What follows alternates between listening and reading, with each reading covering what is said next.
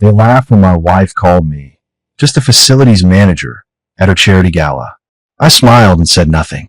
What they didn't know, I owned the building where her wellness center operated.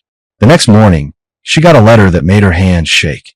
26 years of marriage ended the day she learned who really paid for her perfect life. My name is Richard Thompson, but everyone calls me Rick. I'm 51 years old, and for the past 2 decades, I've built something I'm proud of. Not that my wife ever bothered to ask about it.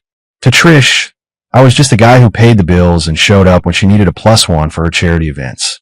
The Riverside Wellness Foundation Gala was held at the Grandview Hotel, one of those renovated historic buildings downtown with crystal chandeliers and marble floors that echo when you walk. Trish had been planning her outfit for weeks. A navy cocktail dress, pearl earrings, the works. She was on the board, or at least she told people she was. Mostly she organized the silent auction and made sure her name appeared in the program.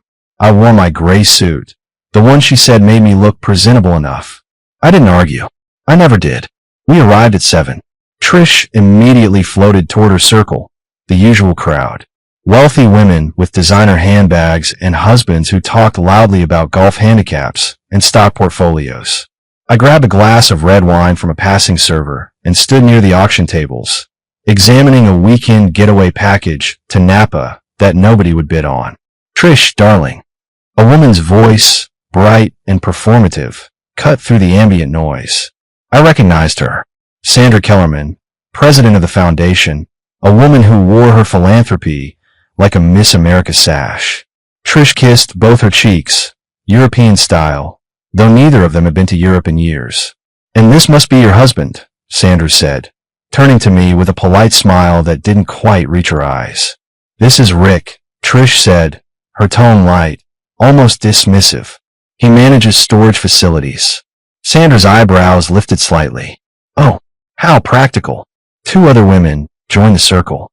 Diane, who ran some boutique marketing firm, and Paula, whose husband owned a chain of car dealerships. They both looked at me the way you'd look at a waiter who just spilled your drink. "Storage facilities," Diane repeated, like she was testing the words. "So, like, people rent units to store their junk." "Something like that," I said evenly. "How quaint," Paula added with a thin smile. "I imagine that keeps you pretty busy." Trish laughed, a sound I used to find charming. Now it just felt sharp. "Oh, Rick's very dependable. Keeps everything running smoothly. Nothing glamorous, but someone has to do it, right?" The women laughed. Not loud, not cruel, just enough to let me know I was the punchline.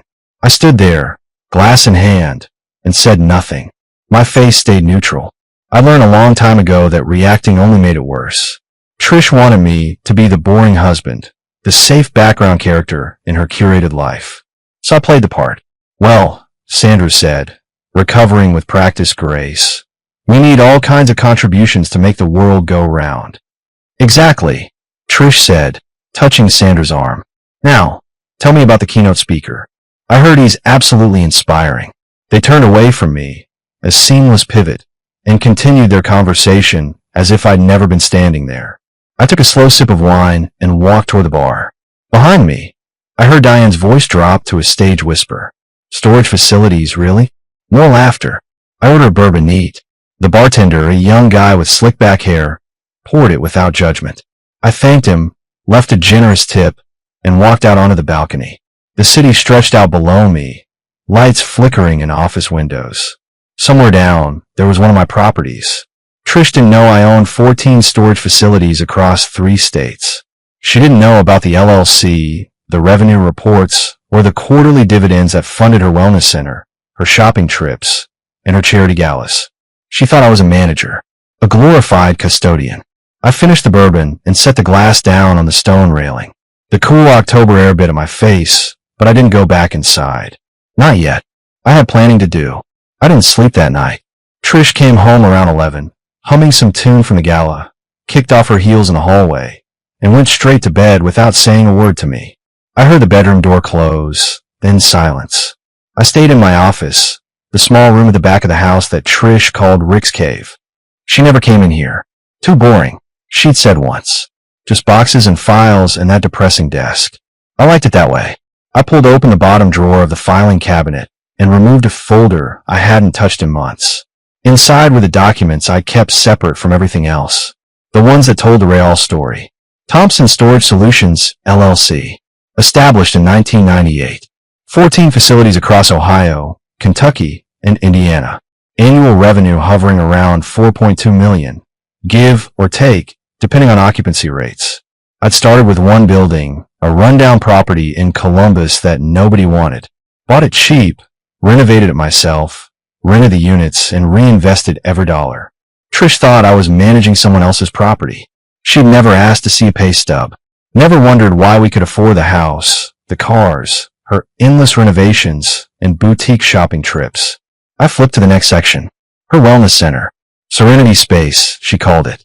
Yoga classes, meditation workshops, overpriced smoothies. It occupied a 1,200 square foot unit in one of my facilities on the east side. She paid rent every month, or at least she thought she did.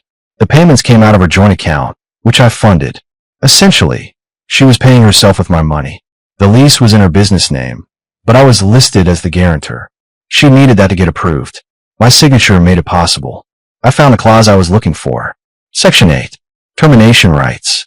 The landlord reserves the right to terminate this lease with 30 days notice in the event of conduct detrimental to the property's reputation or violation of community standards. I read it twice, then pulled out my phone and opened the video Diane had posted on social media from the gala. She tagged Trish. The clip was only 15 seconds, but it was enough. Trish, laughing with her wine glass tilted, saying, "Rick's very dependable. Keeps everything running smoothly. Nothing glamorous, but someone has to do it, right?" The comments below were predictable. "Glad you've got a steady guy. At least he shows up." Laughing emojis. Trish had liked 2 of them. I set the phone down and stared at the lease. 30 days notice. I opened my laptop and drafted an email to my property manager, Alan. Subject line, lease review required. I didn't send it yet, just saved it in drafts. Then I opened a second folder. This one contained financial statements, tax returns, and a list of shared assets. The house was in both our names, but I'd paid the down payment and every mortgage check since. The cars, same story. Her credit card were linked to accounts I controlled. Brandon, our son, was finishing his senior year at Ohio State, studying pre-law. Emily, our daughter, was a sophomore at Miami University, undecided on her major, but leaning toward communications. I'd set up education trusts for both of them years ago. Trish didn't know about those either. I pulled out a yellow legal pad and started making a list. 1. Separate finances. 2. Review all jointly held assets. 3. Consult with Alan about lease termination process. 4. Contact attorney. I paused on number 4.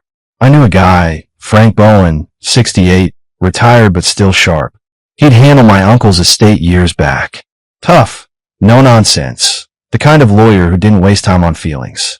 I added his name to the list. Outside, a car door slammed. A neighbor coming home late. The sound echoed in the quiet. I closed the folders, stacked them neatly, and locked the cabinet. Trish was still asleep when I finally went to bed. She didn't stir when I slipped under the covers. I lay there in the dark, eyes open, mind running. 26 years.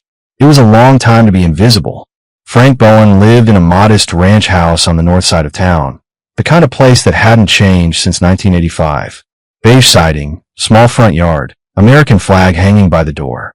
I pulled into his driveway at 9 in the morning, 2 days after the gala. He met me at the door with a firm handshake and a pot of coffee already brewing. "Rick," he said, his voice gravelly from years of courtroom arguments and unfiltered cigarettes. "Been a while." "Too long," I replied. We sat in his den, a wood-paneled room filled with law books and framed photos of his late wife. Frank had lost her to cancer 6 years ago. Never remarried. Said he'd already had the best. I told him everything. The gala, Trish's comments, the lease, the finances. I kept my tone even factual. Frank listened without interrupting, occasionally sipping his coffee. When I finished, he set his mug down and leaned back in his chair. 26 years, he said. "That's a long time to play the fool." I nodded. I wasn't playing. "No," he agreed. "You were surviving. There's a difference." He stood, walked to his bookshelf, and pulled down a thick binder. "Here's what you need to understand, Rick. Ohio's a marital property state. Everything you earned during the marriage is technically half hers. But, he held up a finger, if you can prove she didn't contribute, and if you kept your business assets properly separated, you've got leverage. They're separated, I said. The LLC predates the marriage. Frank smiled, the kind of smile a wolf gives before it strikes. Even better. Now, the wellness center lease. You're the landlord. Through the LLC, yes. And she signed the lease knowing the terms. She did. Frank flipped through the binder, found a page, tapped it. Then you've got cause.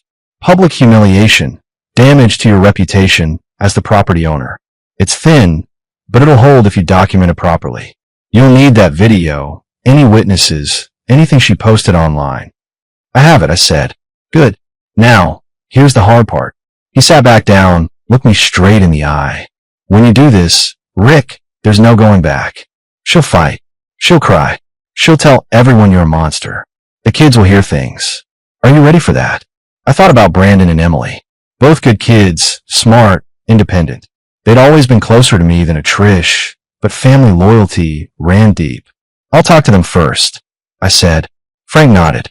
Do it soon. And Rick, don't leave her anything she doesn't deserve. She wouldn't do the same for you. I left his house an hour later with a clear plan and a recommendation for a forensic accountant. The weight in my chest felt lighter. I drove to Columbus the next morning to see Brandon. He shared an apartment near campus with 2 roommates, both law students like him. I texted ahead. He met me at a coffee shop on High Street. Casual place with mismatched chairs and indie music playing too loud. Brandon looked like me at his age. Tall, lean, sandy hair that never stayed combed. He had Trish's blue eyes, but his steady gaze was all mine. Hey, Dad, he said, standing to shake my hand. We'd always done that. Never been much for hugging. Brandon, I said, sitting down across from him. Thanks for meeting me. He ordered an espresso. I got black coffee. We made small talk for a few minutes, classes, internships, his girlfriend Sarah. Then he set his cup down and looked at me. Something's wrong, he said. It wasn't a question. I told him. Not everything, but enough. The gala. What Trish said.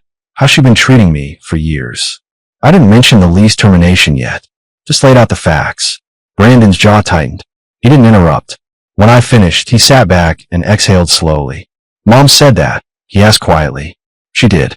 In front of a room full of people. He shook his head. I'm not surprised. That caught me off guard. You're not.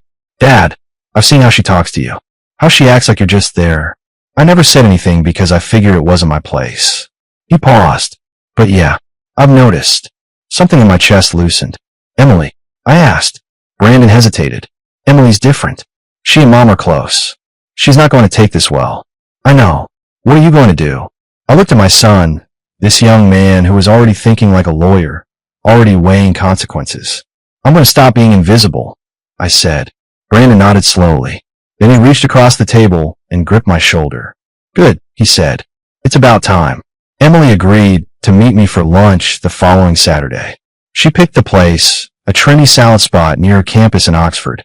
She was waiting at a corner table when I arrived, scrolling through her phone, long dark hair pulled back in a ponytail. She looked up and smiled. Hey, Dad, she said, standing to hug me. She'd always been affectionate, unlike Brandon.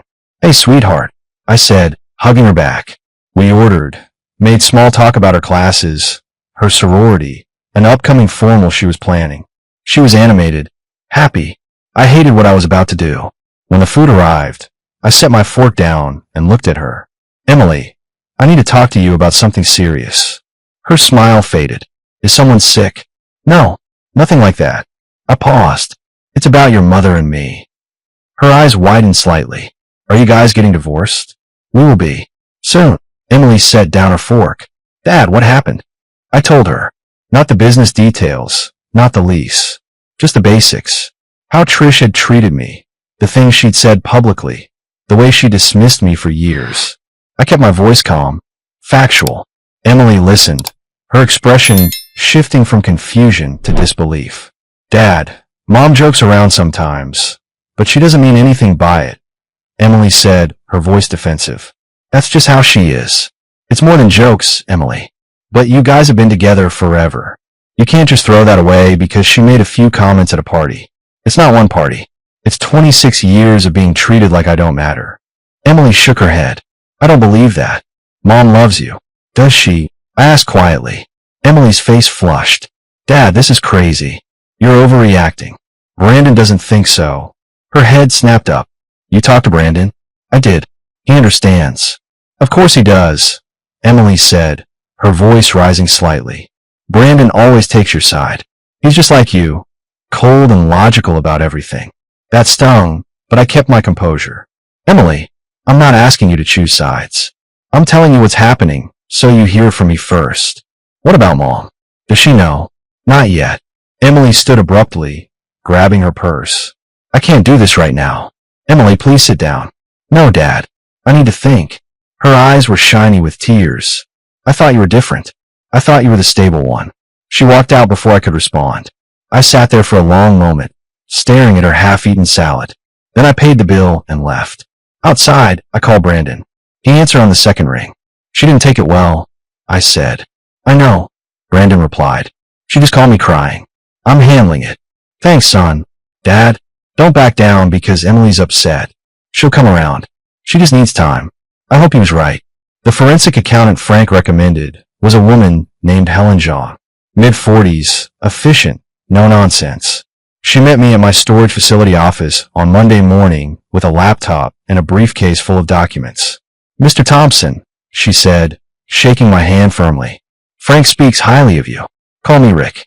We sat down at the conference table in my office. She opened her laptop and pulled out a legal pad. I've reviewed the preliminary financial documents you sent, Helen said. Your LLC structure is solid. The storage facilities are clearly premarital assets or acquired with premarital funds. Your wife has no legal claim to them. What about the house? Jointly owned, purchased during the marriage. She's entitled to half the equity unless you can demonstrate sole contribution, which your mortgage records suggest you can. I paid every mortgage payment, I said. Helen made note. We'll need bank statements proving that. What about retirement accounts? I have a 401k and an IRA, both in my name. Any joint accounts? One checking account. She uses it for household expenses. I've been funding it for years. Helen nodded. We'll freeze that before filing. I'll also recommend you open a separate account immediately and reroute your income. Already done, I said. She looked up impressed. Good. What about her wellness center? I handed her the lease agreement. Helen scanned it, her expression shifting. You're her landlord, she said. Through the LLC, yes. Does she know? No. Helen allowed herself a small smile. Rick, this is leverage. If you terminate her lease, she loses her business location. That's significant. I plan to terminate it this week. Do it carefully, Helen said. Document everything. Make sure the termination notice cites specific lease violations. Frank mentioned a video. I showed her the clip from the gala. She watched it twice. Public defamation of the property owner, Helen said. That'll work. I'll draft a memo supporting the termination. We spent the next hour going through every asset. The cars, both titled in my name. The vacation property in Tennessee, inherited from my uncle. Trish's credit cards, all linked to accounts I controlled. By the time Helen left, I had a clear picture. Trish had nothing that was truly hers. Everything she thought she owned, everything she'd built her identity around, was funded by me. It was time she learned that. Tuesday morning arrived cold and gray. I'd barely slept, but my mind was clear. I drove to my main storage facility on the east side at 7:30, an hour before Trish usually opens Serenity Space. My property manager, Alan, was already there, waiting in the lobby with the envelope. You sure about this, Rick? Alan asked. He was a good guy, mid-30s, worked for me for 8 years. He knew Trish, had processed her rent checks every month. I'm sure, I said. He handed me the envelope. Inside was the lease termination notice, printed on official Thompson Storage Solutions letterhead, notarized and dated. 60 days notice, citing Section 8, conduct detrimental to property reputation. Attached was a printed screenshot of the gala video and a formal statement from Helen Zhang outlining breach of trust. She's going to lose it, Alan said. I know. At 9:15, Trish's silver Lexus pulled into the parking lot. I watched from Alan's office window as she got out, carrying her yoga mat bag and a smoothie. She looked relaxed, unhurried. She had a class starting at 10. She walked into the building, heels clicking on the tile floor. I heard her greet someone in the hallway, laugh at something. Then she approached the front desk where our receptionist, Carla, was waiting. I'd briefed Carla the night before, told her what to do, what to say. She was nervous, but professional. From the window, I couldn't hear the words, but I saw the exchange. Trish smiled at Carla, said something cheerful. Carla smiled back politely, then reached under the desk and pulled out the envelope. Trish's smile faltered. She looked at the envelope, confused. Her name was printed across the front in bold letters. She took it, turned it over in her hands, said something to Carla. Carla responded with a small shake of her head, gesturing toward the envelope. Trish opened it. I watched her face change. Confusion, then comprehension, then disbelief. She pulled out the termination notice, scanned the first page. Her hand started to shake. The smoothie slipped from her other hand and hit the floor, the lid popping off, green liquid spreading across the tile. She didn't notice. Her eyes moved down the page, reading faster now. Then she looked up at Carla, said something sharp. Carla kept her expression neutral, pointed to a paragraph in the letter. Trish read it again. Her face went pale.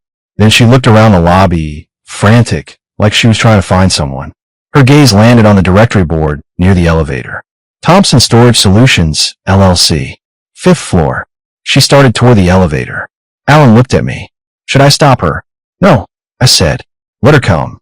Trish jabbed the elevator button repeatedly. When the doors opened, she stepped inside. I watched the floor indicator climb. 3, 4, 5. The elevator doors opened on my floor. I was standing in the hallway, arms crossed, waiting.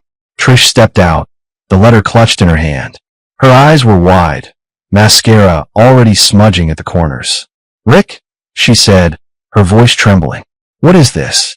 Exactly what it says. I replied calmly. You're my landlord? I am. She stared at me like I'd grown a second head. You've been my landlord this whole time. Yes. And you're evicting me? Terminating your lease. There's a difference. Her face twisted. Rick, this is insane. You can't do this. I can. And I am. She stepped closer, desperation creeping into her voice. Why? Because of what I said at the gala. Rick, I was joking. You know I didn't mean it. You meant every word, I said quietly. And you've meant it for years. Trish's hands started shaking harder. Rick, please. The wellness center is everything to me. You can't just take it away. You took my dignity away, I said. For 26 years. Consider us even. Her face flushed red. You're doing this to hurt me. No, I said. I'm doing this because you never respected me enough to ask who I really was. She opened her mouth to respond, but nothing came out. I turned and walked back into my office, closing the door behind me. Through the frosted glass, I saw her standing there, motionless, the letter dangling from her hand. Then she turned and walked back to the elevator. I sat down at my desk and exhaled slowly. It was done.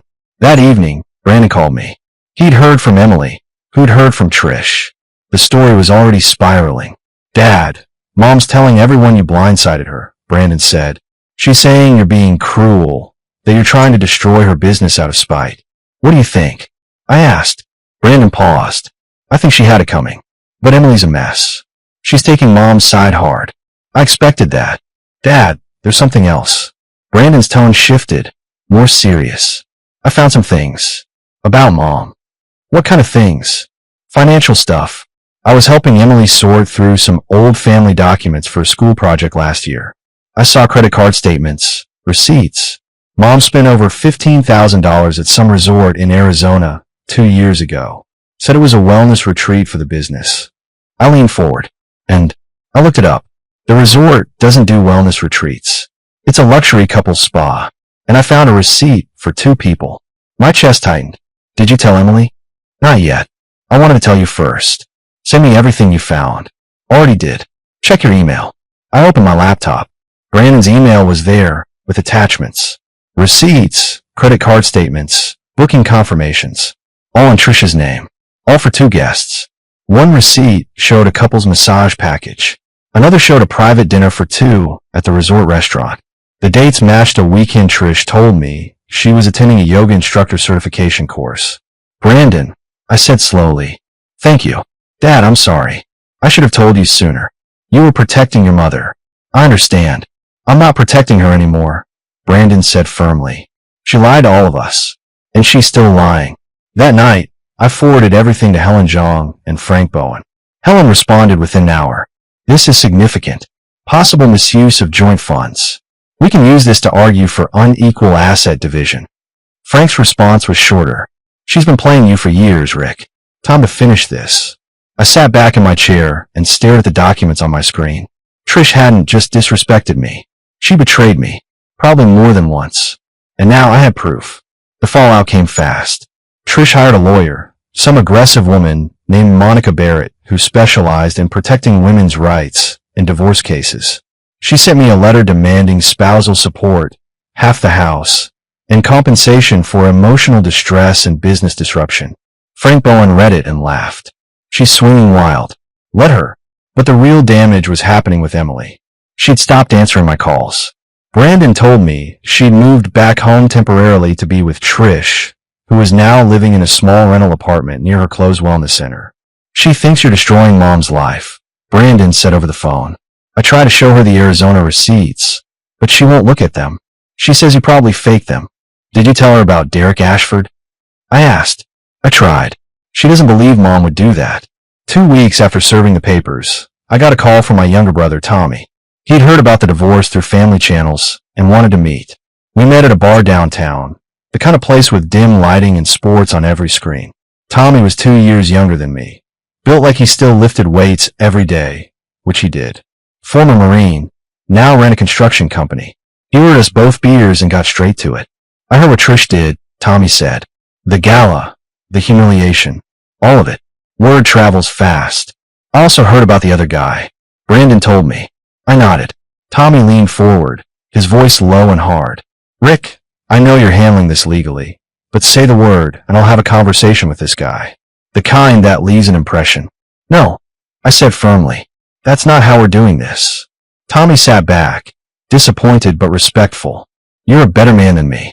If someone disrespected my wife like that, there'd be consequences. There are consequences, I said. Just not the kind you're thinking. What do you mean? I told him about the lease termination, the asset separation, the evidence Helen Zhang was compiling.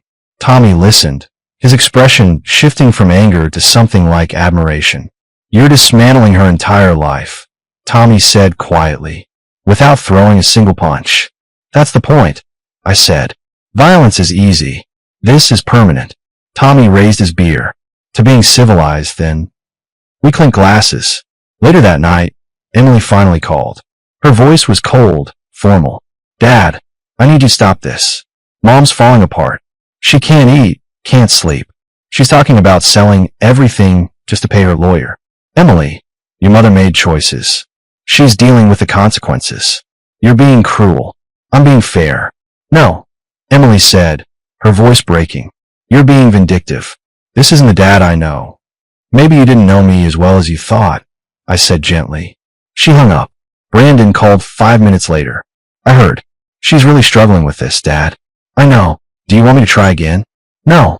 She needs to see the truth herself. It can't come from us. And then, 3 days later, Emily found it. Brandon told me she'd gone to Trisha's apartment to help pack some things from the old wellness center. In a box of old papers, Emily found a receipt from the Arizona resort. 2 guests. Couple's package. She confronted Trish. Trish tried to explain it away, said it was a business contact, a potential investor. Emily called Brandon, sobbing, demanding to know if there was more. Brandon showed her everything. The credit card statements, the receipts from Arizona, the timeline that didn't add up.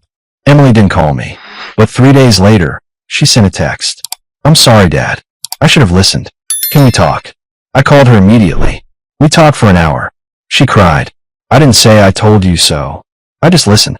I feel so stupid, Emily said. I defended her. I called you cruel. You were defending your mother. There's no shame in that.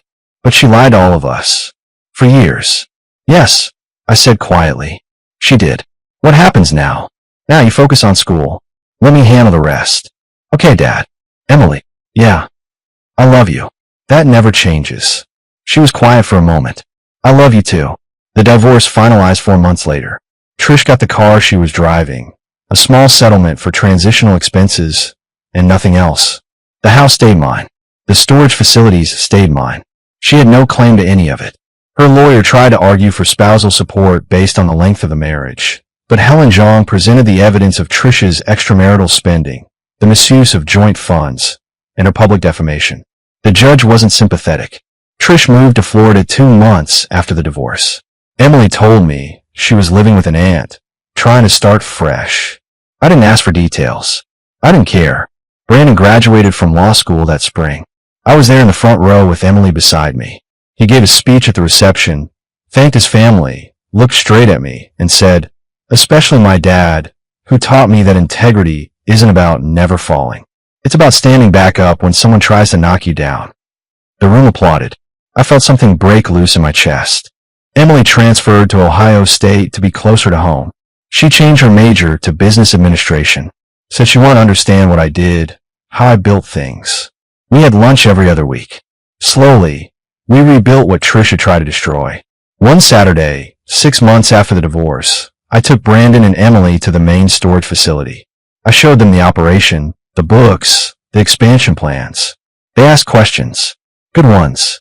"Dad," Brandon said as we stood in my office, looking out over the facility floor, "why didn't you ever tell us about this? I wanted you to see me for who I was, not what I owned." "And did we?" Emily asked quietly. "You do now," I said. Brandon put a hand on my shoulder. Emily hugged me. We stood there, the three of us, in the office Trish never bothered to visit. I'd lost a wife who never respected me, but I'd gained something more valuable. My children's respect, my own self-worth, and the knowledge that I'd faced the worst kind of betrayal and come out stronger. A year later, I was having coffee with Frank Bowen at his house when he asked me if I had any regrets. "No," I said. "I should have done it sooner." Frank smiled. "Most men wait too long. You waited just long enough." "What's the difference?" "Timing. You struck when you had leverage, when you had proof, when you could do it clean. That takes patience." "And anger," I said. "Controlled anger," Frank corrected. "The best kind." I expanded the business after that.